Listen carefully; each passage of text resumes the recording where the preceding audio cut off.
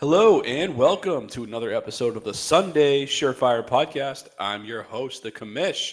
I'm coming at you solo here, folks, to talk about a little bit of best ball here. It's definitely that time of year on the calendar where we're kind of in between dynasty startups and then full-blown redraft season is right around the corner, but not quite here yet. So thought this was a good time to just get on here and talk a little bit of best ball. And going to be talking 3 tips that I have for you to use in your best ball draft. Going to be talking about my favorite undervalued players at each position currently that are outside the top 100 in Underdog's ADP. So it'll be a quick hitting episode on that front. But before I do that, I did want to take a few minutes here and talk about a best ball tournament that we actually run here at Sunday Surefire. And this is going to be our 3rd season hosting this tournament. Back in 2023, we had our first year. It was a start as one league, 16 teams in that participating in the inaugural season. But last year, we had a big influx of participants, branched out to 3 12-team leagues. We used a head-to-head matchups feature, as well as a second matchup every week, where every manager in the league plays against the league median, which really just means, if you're not familiar with that format, that if you score in the top half of the league in the week, you're awarded an additional win. If you score in the bottom half of the league, you're awarded an additional loss. And that is independent of how you stack up in your head-to-head matchup. So you could go 2-0 every week, you could go 0-2 in a week, or you could split it and go 1-1. So kind of keeps things consistent, keeps the higher scoring teams generally doing a little bit better, but then we go into a head-to-head playoff tournament where that's out the window. So it's a pretty basic league from a lineup standpoint. You start 1 quarterback, 2 running backs, 2 wide receivers, 1 tight end, 2 flex spots here. We try to put a little bit of a wrinkle into it every year. Last season, we ended up with the top teams that finished in the top 4 in each of the 3 leagues. Got sorted into different tiers entering this upcoming season. So those top 4 teams are going to be in the top league this season. The teams that finished in the middle in all 3 leagues are going to be in their own league, and those bottom 4 cellar dwellers are going to be down in League 3. And we'll start, filling new participants into League 4, 5, and hopefully 6. So we want to get as many people as we can involved in this. But speaking about last season, your boy, the Commish, actually took down one of these leagues. So hoping to repeat as a champion. Hopefully, if I can do it this year, it'll be in the top league. So it's a competitive league and a fun time. We're looking forward to have those who competed last season back for another year in 2025. And we'd love to see the field get even deeper. So if you're into this, feel free to reach out to us here. The entry fee is going to be $23 for new members. And if you want to sign up this upcoming season, you can reach us on any of our social media channels, Facebook, or on Instagram, or on X. You can leave a comment on this video or any one of our platforms that the podcast is available, Spotify, Apple Podcasts, wherever you get your content. Or if you're old school, you can send us an email too, sundaysurefire@gmail.com. A lot of fun. Very much looking forward to this best ball tournament that we've been hosting for a few years and continue to do so into the future. Now, if you're wondering what best ball is, if you just heard me explain this cool tournament, but you're not really 100% sure how that format looks like, it's pretty straightforward. And the way we do it here is the only thing you have to do when it comes to a best ball league is draft, and that's it. There's no trades, there's no waivers, there's no setting lineups each and every week to hopefully get it right. In best ball, you have your draft. You have a field of players on your team, usually deep rosters, 20, 25 players, something like that. And then every week, when the week is over, you have your optimal starting lineup put in there automatically. So you get the best scores available to you, hence the name best ball format. So that's pretty cool. It's just you just draft it, you set it, and forget it. You could do it that way if you want, but we have a good community and a good group of people here involved in our best ball tournament. So please, if you want to get in touch with us to get involved in that, like I said, signups are $23 for new members this season. We'd love to have you there. So please reach out to us and get yourself signed up for some best ball fun in 2025. But let's talk about a couple tips here. Now that you're interested in doing our league and other leagues as well, let's just go over some things here that you don't want to miss if you're going to in best ball drafts, whether you're a seasoned player or if you're doing it for the first time. And tip number 1 is, it's pretty good advice for any fantasy draft really is, and that's don't get cute early in the early going here. I mean, I know it's easy nowadays to get your hands on sleeper content or guys that are going to be league winners that you draft late. Those guys are great. You should take them at some point in the draft, but don't do it early, okay? Because if you do and the player doesn't pan out, you're going to be in big trouble. And this isn't like a season-long league either where you have the opportunity to run to the waiver wire if a guy gets hurt or if someone doesn't pan out. You can replace that production in your lineup with a guy who gets an opportunity. No, you have your chance to draft, and that's it. So you only have so many chances to get it right in the draft, and you got to make sure your foundation is solid before you do that. Tip number 2 here is kind of do the opposite of what I just said. It's swing for the fences, but do it in the middle to late rounds of your best ball draft. So that means leaning into guys that may be considered kind of traditionally boom or bust in your normal leagues. These are guys that I trust more in best ball formats because their down weeks don't even enter your lineup in most cases. So the weeks that they're hurting you, they don't score, that's fine. They'll sit on your bench. So they go off and they score, they catch that 65-yard touchdown. Everything else to give you on top of that's gravy, and they end up being a difference maker. And they very well could be the difference between you winning and losing in a week. So there is certainly an element of luck in getting your players to boom on weeks that kind of are opposite of each other. So you're always getting high scores in your lineup. But that's what I want to do. I want to keep the door open for upside each and every week. And after I have my solid foundation in the early going, I want to make sure I come back mid to later rounds and grab upside guys that can take me over the top. And hopefully when it gets to playoff time, they can get me a big score and win me another championship and go back to back.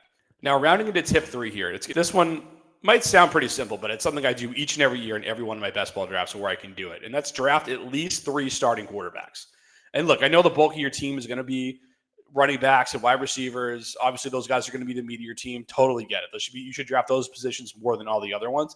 But you can't ignore the quarterback spot. And drafting quarterbacks, and particularly at least 3 starting quarterbacks, can help you in multiple ways. For one, remember, your high score for the position counts into your lineup. So it gives you 3 cracks each and every week at having a good score in your QB spot, which just by, if you go by the numbers, guys, 32 starting quarterbacks each and every week in the NFL, some of those guys are going to be volatile and not start from week to week. So if you have 3 or even 4 quarterbacks that if they're healthy, they're going to be starting each and every week, that gives you 3 or 4 cracks at having a high point total in your lineup, which just based on how the numbers work out is something that not all of your league mates is going to have.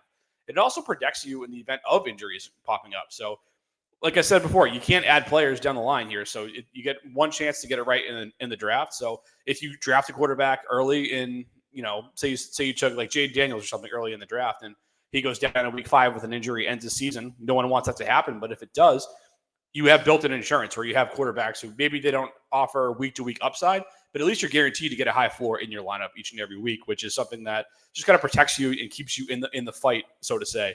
Whereas your league mates who don't make that investment in the QB position might not be as lucky.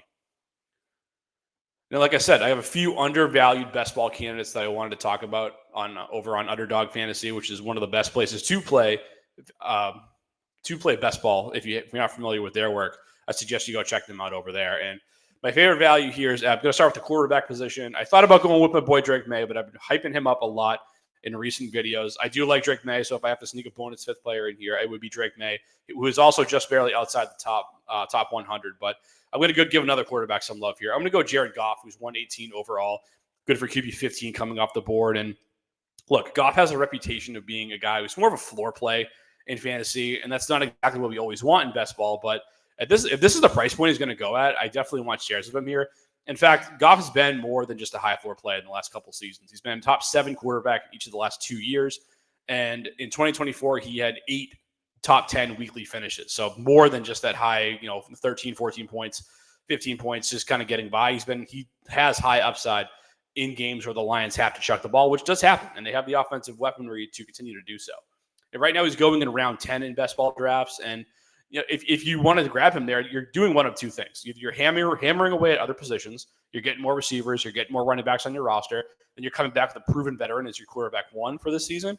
Or you take a high upside QB early, and then you just pivot to a safer option here. Like I said, I like drafting multiple quarterbacks, so I'll grab a Jalen Hurts maybe in the early going, and if I don't love the way the board looks outside the top 100 or 120 or so picks, I'll come back and grab Jared Goff. And if on the weeks that Hurts falters, I'll hope that Goff comes through and he picks up the slack. And that's what you have to do. You have to have a deep bench on your best ball team, because not even those elite studs, they have their off weeks. And that's where guys like Goff can come in and fill in if you do decide to build your team in that manner. The running back position, I really like Javonte Williams going 130 overall on Underdog ADP. Good for RB 41 overall. I mean, listen, this one doesn't need much of a sell job. We know Williams there was a lot expected of him back in 2021 when he was selected in Denver. Injuries and inconsistencies have plagued him to this point in his career. Totally get it, but he gets a fresh start here in Dallas where he has minimal competition for work, if we're being honest. His competition at the moment consists of rookie Jaden Blue, who was selected in round 5.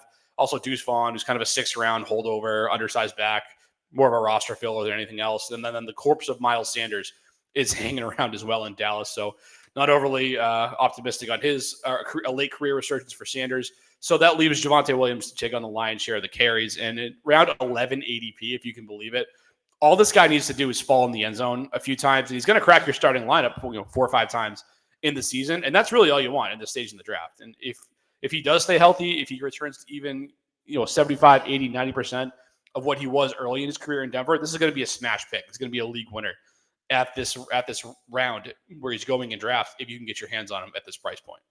My next one here is a wide receiver going Hollywood Brown, 136 overall, WR 61. And look, I'm less interested in Brown in traditional formats, but I think he's become a value in best ball here, just going outside the top 130 players, outside the top 60 receivers. That's around 12 ADP. And at this stage of draft, like I said earlier, I'm not chasing that high floor. I'm stocking the fridge with ceiling plays, and that's exactly what Brown gives you. He's averaged 11.6 yards per reception in his career. He also gives me cheap exposure to a Patrick Mahomes and Andy Reid-led offense. And Rashee Rice, as we know, we could be getting news any day now on his suspension coming out now that the legal process has played out there. And we also know that they have Xavier Worthy in tow as well. But if you look at the moment, Rice and Worthy, they're going inside the top 50 picks overall.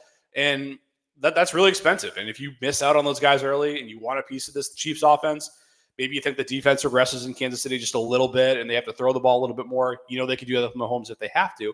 But this is your way to get essentially a late-round lottery ticket on the Chiefs offense with a guy who has big play upside.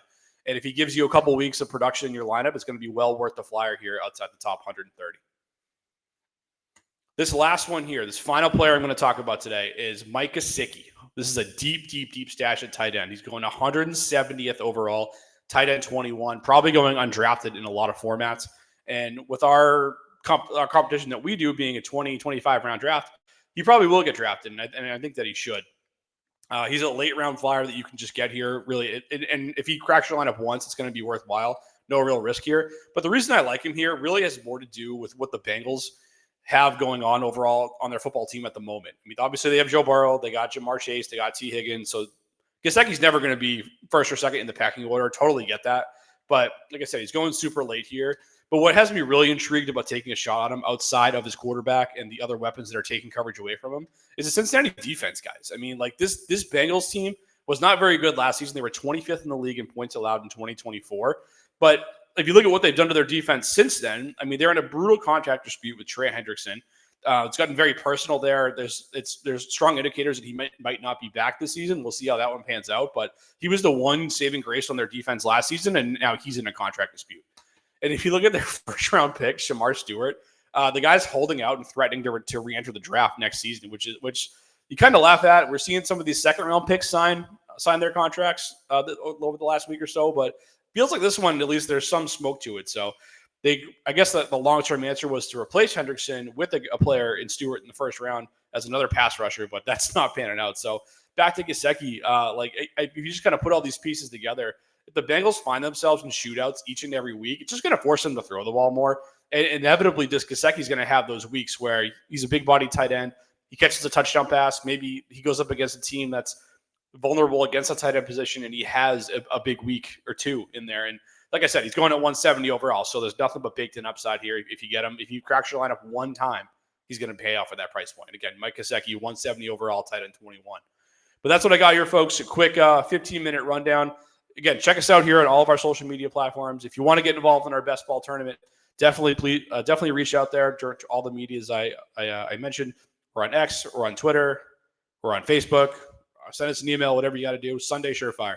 And until next time, folks, peace.